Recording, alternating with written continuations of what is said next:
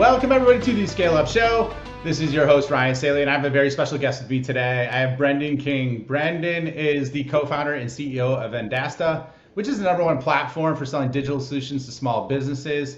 Something really cool about them is they help small business monitor, manage, and build their online reputation. And they're actually working with some pretty big media properties as well, including Dow Jones, Hearst Corporation, approaching 9 figures this year, which we'll talk about in a little bit. So, what we do is provide a platform to help anyone that sells technology, so products or services to small businesses. And that platform lets them market, sell, bill, and fulfill and deliver those products. And so our primary go-to-market is an inbound model. So we've got the segmented sales force that most people use, kind of like a HubSpot model. So we generate inbound demand. We also have some outbound SDRs.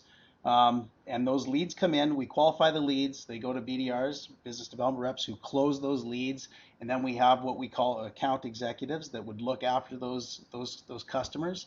So we get the hunters and the farmers, and that's really our primary go-to-market. So we're a sales-led approach. We do have, it is product-led. I mean, you can sign up to VendAsta and use it from a product-led aspect, and we do have a lot of lower ACV customers that can self-sign up and use the product themselves, and some of those graduate into, at the right ACV into a sales-led motion, but that's our go-to-market. Can you talk just about what your solution does specifically so they have some context when we go into that in a little bit?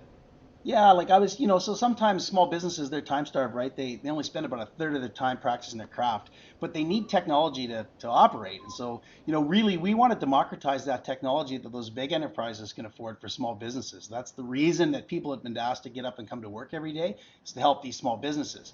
And the way to help them is to give them access to those products and services that all the vendors have, and the folks that actually implement them. So about 75% of all dollars that get spent on products and services come through some expert. So whether you're a website company, a media company, if it's advertising, or a MSP, a value-added reseller, if it's a point-of-sale system, or G Suite or Microsoft Office, all of those services come through those folks. So we really build the distribution for that. So we connect that channel partner to help them market, sell, fulfill, and bill those services from all those vendors to the small business, and give the small business one login, one password, one username, one way to get at all those products. That's what we do. Google really pioneered it. It's called the 0 moment of truth. So this is a very interesting concept. So before 2000, like the iPhone came out in 2008, right? And so before that, when people wanted to find a service or they wanted to find a product, they would use the yellow pages, or they would, see something in the newspaper, or they would look up a company and they would make a call, or they would go to that company, and those people had a chance to sell them. And so that was called the moment of truth. I spend money on advertising. The moment of truth is when they transact with me, or they show up at my door.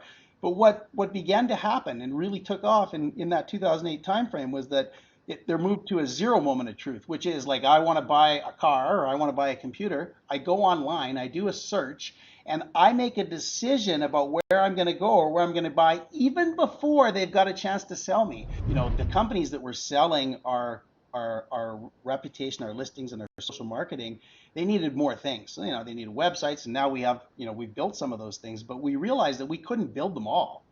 And we also realized, so we said, we're going to build a marketplace where they can sell the products that we can't build.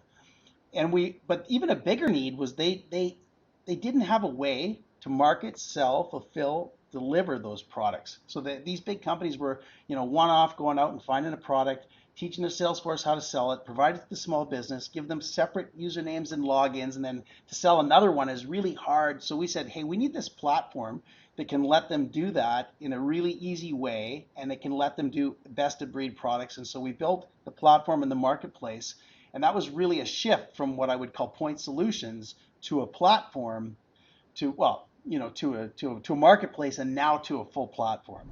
And as our platform started to reach more market fit, we've gone back up. And so now we've got agencies coming along to use our entire platform, so they don't need, they can use our marketing automation. They don't need one of those other products. They can use they don't need a different CRM like a HubSpot CRM. They don't need a Trello or a Monday.com for task management. They don't need some other kind of agency analytic dashboard or something to deliver stuff to the small business, they can just use our platform. And so we're going back up market. It's because we started in the MarTech space, so marketing and advertising.